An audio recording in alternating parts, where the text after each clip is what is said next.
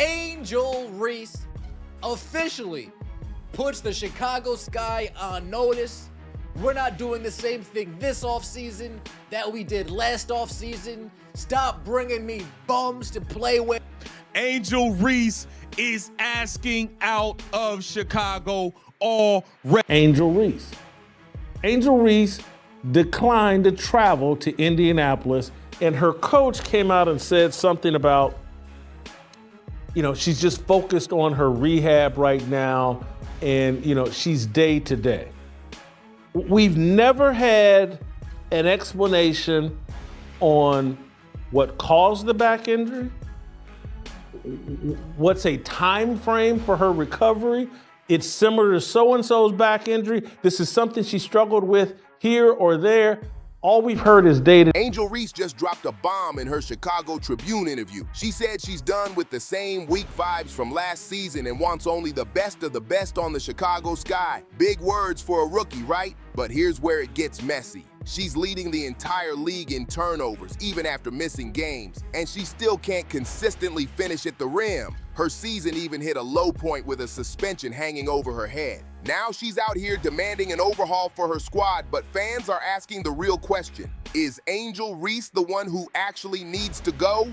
The whispers online are getting louder, and the internet is cutting up about it non-stop. Some are already saying she's looking like the WNBA's biggest letdown, and the comparisons? Brutal. Caitlin Clark is being hyped as the baby goat, while Reese is getting clowned as the baby giraffe. The split between fans is turning into a full-on circus. But here's the wild twist. Reese herself might not even want to stay. Imagine dragging your teammates in public, pushing for them to be replaced, only to end up being the one your own team is ready to cut loose. That's the corner she backed herself into after running her mouth in that interview. She wasn't pulling any punches either. Angel Reese told the Tribune straight up she's not settling for another flop season, and she doubled down saying only good players and great players belong by her side in Chicago. The way it came out though, it didn't sound like a leader building with her squad. It sounded like a rookie throwing shade at her own teammates on record, and that kind of talk can blow up a locker room fast. And this didn't just stir the pot. Word is, it infuriated her teammates and even veterans across the league. Things blew up so badly that the Sky had to call a whole locker room sit down just to put out the fire. That's not chemistry, that's a crisis meeting. Imagine being so unproven that your own squad needs an emergency powwow just because of your mouth. That's not leadership, that's dysfunction at its peak. And the drama didn't stop there. Reports claim Angel Reese threw one of her nastiest shots at Courtney Vandersloot. The crazy part? Vandersloot isn't even suiting up this season, sidelined with an ACL injury. Reese allegedly brushed her off like she was washed up and too old to matter in Chicago's future, and that hit deep because Vandersloot is no scrub. She's a championship-level point guard, one of the sharpest floor generals in the league, and her name still carries heavyweight respect everywhere she goes. Dismissing Vandersloot wasn't just shady, it was reckless. Courtney's still out here hooping, still respected by players across the W, and she's earned every ounce of that status. Tossing her aside like yesterday's news didn't just disrespect a legend, it sent a signal to every veteran in the league that Angel Reese thinks their time is done. That kind of arrogance doesn't go unnoticed. And here's the kicker. The Chicago Sky front office already bent over backwards trying to give Reese the roster she wanted. Let's not forget, they traded away Sonia Citron, a rookie sensation who's been tearing it up, even sliding into Rookie of the Year talks and snagging an all-star spot in her first season. They let her go just to grab Ariel Atkins, a proven scorer, basically gift-wrapping Reese the kind of star power she was crying for.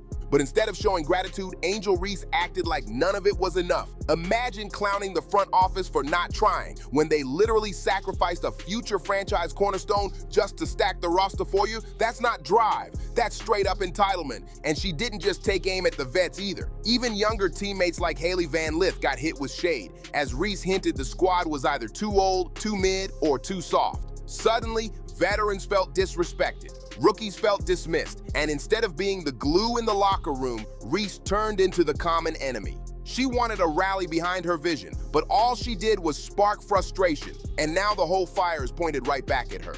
And when you look at her actual impact on the court, the blowback makes total sense. If you're gonna elevate yourself above the squad, you better be dropping dominance night after night. But instead, Angel Reese slid into being the odd piece out. the one that didn't even fit in the system she was so eager to tear down and rebuild. Here's the brutal truth. The so-called vision she bragged about may have accidentally exposed Chicago's real problem. It wasn't just the roster she dragged, it might actually be her. And that sting cuts even deeper when you realize she's been out here demanding upgrades and great players while struggling with the most basic thing in the game, holding onto the ball. Bang! Picture this. The same player calling for a full roster shakeup was the one dragging her own team down. On the surface, her numbers look nice. 14 to 15 points a game, double-digit rebounds, but once you zoom in, it falls apart quick. Angel Reese is leading the entire WNBA in turnovers, and that's after missing weeks with an injury. Let that sink in. She sat out, played fewer minutes than most stars, and still gave the ball away more than anybody else. That's not dominance, that's reckless hoops at its finest. Turnovers happen to every baller, sure. Sometimes it's just forcing the pace. But with Reese, it didn't look like aggression, it looked like panic. Impatience, sloppy choices, zero control when the heat turned up. And if that wasn't enough, her discipline problems stacked up too. And watching the bottom of your screen.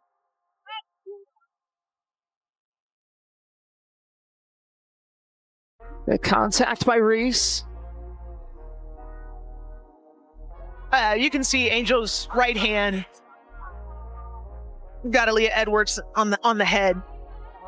And if they do, Lisa, I'm okay with that too, because I think you have to officiate these teams very tightly. So it'll be a technical foul on Angel Reese is fed up. She's tired of the losing.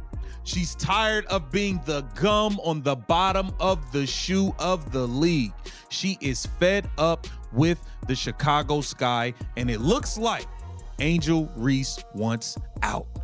It looks like she wants. Technical fouls kept rolling in like clockwork. Think about it. Your so-called franchise cornerstone is supposed to set the tone, stay poised, and lead with composure. Instead, Reese was barking at refs, losing her cool, and blowing past the technical foul limit like it was nothing. By the time she hit her 8th tech of the season, the league had no choice but to slap her with an automatic suspension. And the timing couldn't have been worse.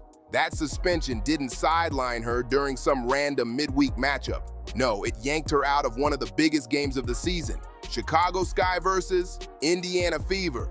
Fans had this one circled, hyped as a rivalry showdown, the kind of clash the WNBA loves to spotlight. But instead of headlining it, Reese knocked herself out of the game. Not from an injury, not from rest, but for striking Aaliyah Edwards in the head during a rebound battle. Intentional or not, the refs saw enough to blow the whistle, and the league had no choice but to drop the hammer. That wasn't just a personal embarrassment, it smacked her own team right when they needed her most. And the irony?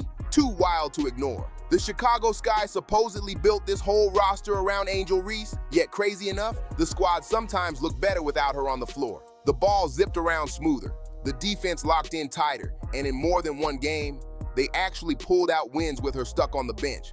Think about how backwards that is. A real star is supposed to raise the ceiling when they're in the game, but with Reese, the less she played, the more her team seemed to flow. That's not a franchise cornerstone. That's a franchise running in reverse. Ask Sky fans if Reese feels like the future, and plenty will tell you straight up. It feels more like they're chained to an anchor. She wanted to prove she was the centerpiece, but the results painted another picture. What good are 15 points and 12 rebounds if they're buried under wild turnovers, constant jawing at refs, and suspensions in the most clutch moments? Watching Reese wasn't watching a savior, it was watching a liability unravel right when the season called for stability. And that's the cold reality staring Chicago in the face. Meanwhile, across the floor, the contrast couldn't be louder. While Reese was busy burning bridges and dragging her squad down, Caitlin Clark was doing the total opposite. Clark lit Indiana up with leadership, composure, and a spark that had the Fever looking alive in a way fans hadn't seen in years. Here's where the split really pops off. While Angel Reese was busy tossing shade at her own teammates, Caitlin Clark was out here flipping the script and doing the exact opposite. Clark has been living under the brightest spotlight the WNBA has ever seen. Every move magnified, every stat broken down, and every slip-up blasted into headlines. Most players would crack under that kind of pressure, but Clark, she handled it with patience and pure professionalism from day one. Even when she went down with injuries, she didn't vanish. she still rolled with the Indiana Fever, sat courtside hyping her squad, and made sure her presence lifted the locker room energy. That's real commitment. Reese, whole different vibe. When she went out, she distanced herself completely, leaving her squad to grind without her support. That contrast is exactly what fans can't stop talking about. And Clark's leadership doesn't stop at just showing up. She's shown genuine sportsmanship, the kind you don't see often in young stars hungry for attention. One of the clearest examples, after a matchup, she publicly praised Angel Reese's game. Let that sink in. Not all her fault. Her teammates stink. They gotta catch that, right? Right! Scooby-Dooby-Doo, where are you? Scooby, put down the butter. Butter pecan! Bang! This time of the year is the best. You got pumpkin spice football and Angel Reese layups. Bang! Final play of the game, Angel Reese clutch Gene. Womp, womp, womp. That's my Barbie. Had to say. I'm not settling for the same shit we did this year. Oh boy. Reese told the Tribune, we have to get good players. We have to get great players. That's a non-negotiable for me. I'm willing and wanting to play with the best. And however I can help to get the best here, that's what I'm going to do this offseason. So it's going to be very, very important this offseason to make sure we attract the best of the best, because we can't settle for what we have this year. Overhaul. Instead of feeding the so-called rivalry, Clark actually gave Reese her flowers when she thought she earned them. That's grace under pressure, and it screams volumes about the difference in how these two young stars carry themselves. Just look at the gap. While Angel Reese used interviews to take shots at her own roster, Caitlin Clark used hers to build bridges with her teammates and even her rivals. That's leadership with no fluff attached. And the proof is right there on the court. When Clark runs the show, Aaliyah Boston plays looser, more confident, and straight dominant in the paint. Guards like Lexi Hull and Kelsey Mitchell, they spread out and hit better shots because Clark's vision and passing pull defenses out of position. Even Sophie Cunningham, a player who thrives on spacing and pure hustle, slides seamlessly into Caitlin Clark's rhythm. And that's what makes Clark's game so dangerous. She's not just a scorer, she's the glue that makes the whole squad tick. That's why she led the entire league in assists last year with over 9 a game, and this season, even after missing time with injury, she's still dropping well over 8 dimes a night.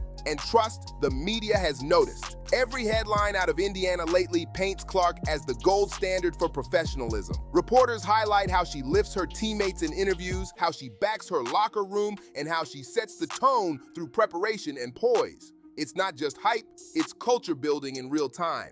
Now stack that against Angel Reese, who had to walk back and apologize after dragging her own teammates in that Tribune piece. The difference is crystal clear. One self-proclaimed superstar stood on the mic saying her squad wasn't enough, while the other, a true superstar, was out here making her people shine brighter. That's why Fever fans have real hope. They're not just watching better basketball. They're watching leadership beyond Clark's years build a foundation Chicago is still begging for. And when you line up Reese's chaos against Clark's rise, it stops looking like bad luck and starts looking like self-inflicted fallout. Just picture it. One supposed franchise cornerstone has fans lining up months in advance to buy tickets, while the other has her own teammates calling emergency meetings just to deal with locker room drama. Tell me, which franchise would you rather be backing? The Indiana Fever are surging with Caitlin Clark as the engine. Just last season, they were stuck in the lottery, but now they're fighting their way into the playoff picture, grabbing national TV slots and selling out arenas from coast to coast. Meanwhile, in Chicago, Angel Reese has turned what was supposed to be a fresh rebuild into pure chaos, stacked with apologies, complaints, and way more doubts than answers. Nobody's talking about the sky chasing banners right now. The real conversation is whether the front office already regrets every single move they made to build around Reese. That's the ugly truth staring the franchise in the face. And here's the kicker. Even when Clark was sidelined with injuries, she handled it like a pro. She didn't vanish or distance herself. She hopped on flights, rocked her street clothes, and sat courtside with her squad, showing she was still locked in with every play. Now line that up with Reese, who kept her distance while hurt, leaving her teammates to fight without her energy or leadership. Her absence didn't just sting, it screamed that she wasn't all in. The Fever supporting cast is thriving with Clark steering the ship. Aaliyah Boston is blossoming into a superstar in the paint. Lexi Hull is hooping with confidence thanks to the spacing Clark creates. Kelsey Mitchell is having one of her best years ever, and Sophie Cunningham has slid into the mix like she's been there from the jump. Clark isn't just putting points on the board, she's reshaping the floor and putting everyone in position to shine. That's the difference between being a scorer and being a leader, and Indiana's rise is living proof. They're smashing attendance records, selling out merch faster than stores can restock, and locking down primetime coverage week after week. Meanwhile, the Chicago Sky, sitting at a brutal 10-30, drowning in suspension headlines, and stuck with a fan base fed up with Angel Reese's so-called leadership. And that's where the gap between Caitlin Clark and Angel Reese couldn't be any louder. Clark's professionalism has veterans lining up to play alongside her, while Reese's non-stop complaints have stars steering clear of Chicago like it's radioactive. The numbers only back it up. Indiana wins more when Clark's on the floor, and the Sky, they often look smoother, sharper, and more locked in when Reese is sitting down. Great players, and I don't know what that will attract that. Maybe the practice facility will attract that. We'll see. But I think the priority is being able to convince free agents that this is an organization that is going in the right direction. I think, honestly, it would be a leap of faith for a great player to come here and show that this is something that they want to be a part of, and we can bring that championship mentality. A leap of faith to think that a great player would want to come to Chicago. Which brings us to the brutal question, was Angel Reese ever the right gamble for Chicago? She demanded the roster be built around her, but the harsh truth might be this: the Sky's biggest problem was never just the roster. It might actually be her. You can't scream for greatness while leading the league in turnovers and watching your team thrive the second you're out of the rotation. Analysts and fans aren't holding back either. They're already labeling her toxic, with some going as far as calling her a liability you can't build around. That's a devastating tag for someone trying to cement themselves as a franchise cornerstone.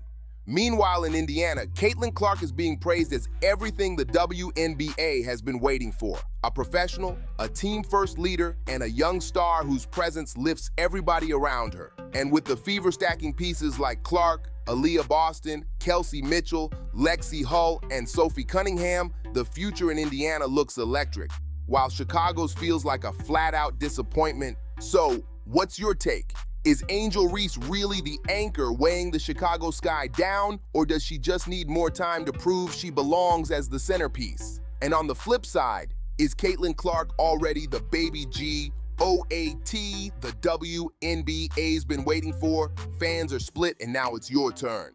Are you rolling with Team Clark or backing Team Reese, aka the baby giraffe? Drop your thoughts below, because this debate is heating up fast. And hey, don't forget to like this video, hit that subscribe button, and turn on those notifications so you never miss the next deep dive. Tap the video on screen right now for even more drama. And trust me, you don't want to miss what's coming next.